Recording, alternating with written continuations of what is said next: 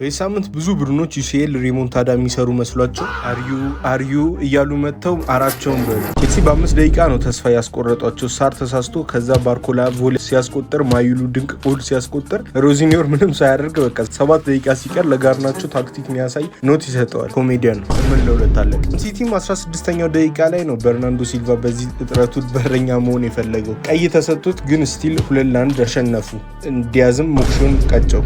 ባለፈው ሳምንት ከተለበለ ቡድኖች ግን ደና ያሳየው ቶተናም ነበር። ኮሎሙዋኒ ያስቆጠራ ኮንሲዳ ሲያደርጉ ሲሞንስ ደግሞ ተስፋ ሰጣቸው። ኮርና ሲገባባቸው ግን ቻንሳቸው አልቆ ነበረ። ስቲል ግን ሌት ፔናልቲ አግኝተው አስቆጠሩ። 3-2 አሸነፉ። ኬንጃኩ እየቀለደባቸው ነው። እነዚህ ቻምፒየንስ ሊግ ጌም ሳይሆኑ ኩሊንግ ጌም ነበሩ።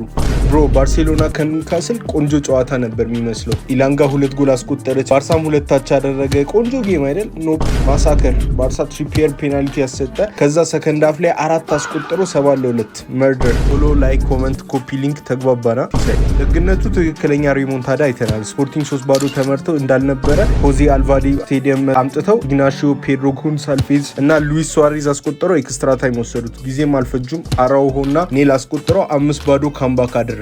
ሊቨርፑል አንፊልድ ሮክ እያደረገ ፌር ጌም ይመስል ነበረ ኦሲሜን እስኪወጣ ድረስ። ሶቦዝ ላይ የጄራርድን ጂን ፉሊ ኢምብሬስ አድርጎ አስቆጠረ ጎል። ሳላም ፔናልቲ ሳተ። ግን ስቲል ሰከንድ ሃፍ ላይ ኤኪቲኬ እና ግራቨንበርግ አዩን ጨረሱት። ሳላም ቆንጆ ፊኒሽ ሾት ጨመረበትና 4-1 አሸንፈው አለፉ። ኖርዝ ለንደን ስንመለስ እዛ ብላው ክቡም እያደረገ ነው ብሮስኪ ጊዜ ያስቆጠረው። ሲኦዲ እየተጫወተ ነው የሚመስለው። ብሮስኪ ባዙካ የያዘ ነው የሚመስለው። ምን አይነት ድንቅ ጎል እንዳስቆጠረ። ቬከርስም አሪፍ ፊኒሽ አድርጋ አርሴናል ዶሚኔት ያደረጉበትን ጭዌ አሸነፉ። ፈርዶባቸዋል። አታላንታ ባየር ሙኒክን ድጋሚ ነው የገጠሟቸው። ኬን ቀልዶ ያስቆጥራል። ካርልና ዲያዝም አስቆጥረው 10 ተሸክመው ወደ ቤርጋሞ ተመለሱ። ፎሎ ማድረግ አትርሱ።